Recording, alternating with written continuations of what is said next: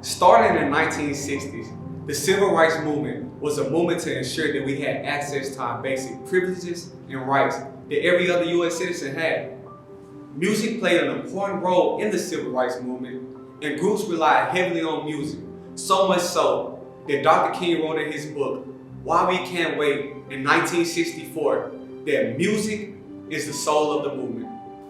In fact, during protests, individuals on courtyards or in jail cells rely on singing and humming to keep the unity and energy amongst the crowds. Music also played an important role in opening and closing ceremonies. Vocal unity helped relieve anxiety and nerves amongst the crowd during the adversities. During the Civil Rights Movement, Odetta was a prominent musical figure. She was best known for her song, "Oh Freedom," which was sung on the March of Washington in 1963 when we fought for our civil and economic rights. The message of her song is that Black people would not stand to be treated unequally. The song clearly states that we would rather die than to live our lives as slaves.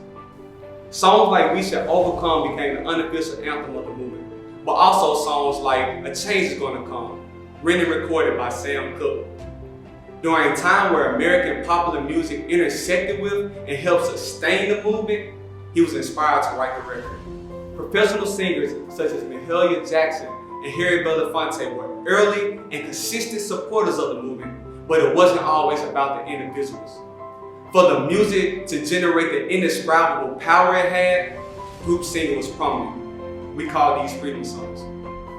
David Porter is a Memphis record producer, singer, and songwriter, best known for his songs "Hold On, I'm Coming" by Sam and Dave, "Dream Lover" by Mariah Carey, "Getting Jiggy With It" by Will Smith, and "Soul Men" also by Sam and Dave. So many of the messages inside of many records that came through Stax Records, because of the life experience that one was going through at the time, you could tell when you really listened to the meat of what the songs were saying, you could tell that it had more than one message. For instance, in the song of "When Something Is Wrong With My Baby, Something Is Wrong With Me," even though the message in the song clearly speaks to a one-on-one relationship, but it also speaks to a message of a unified people, that we must be bonded together to be able to be supportive of each other in times of turmoil and challenges. Full of soul, full of passion, and full of heartbreak, the music that inspired the Civil Rights Movement is still inspiring artists today.